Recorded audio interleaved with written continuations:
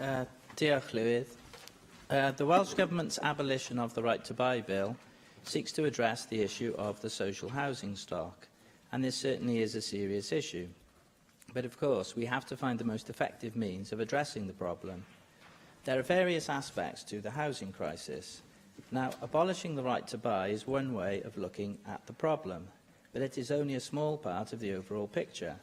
There are only insignificant numbers of right-to-buy sales being transacted now in comparison to 20 or 30 years ago. We in UKIP accept that the right to buy has been problematic in some ways.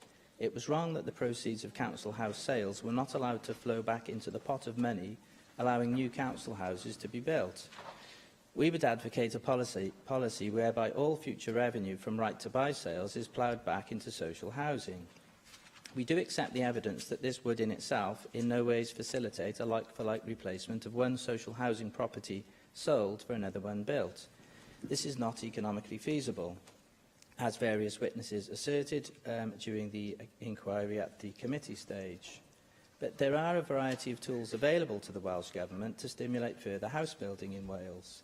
In UKIP, we advocate the construction of more factory-built modular homes, which could be much more affordable than conventionally built houses. And the Welsh Government's own Finance Minister, Mark Drakeford, recently alluded to the problem of land banking, whereby major property developers hold considerable land assets but do not build on them for many years. With the advent of the Welsh Government's new tax powers, ways could be devised, again as Mark Drakeford has suggested, in which to prod the developers into building. We think this could open up a new vista of opportunity. When the Minister brought his proposed legislation to the ELGC committee, I was broadly sympathetic to the objectives, and I listened to the evidence. I have taken the Government's case back to the UKIP group to test out the propositions and to subject them to robust discussion and debate. Ultimately, the group took a decisive view that removing the right to buy was too strong an impediment to the aspiration of property ownership.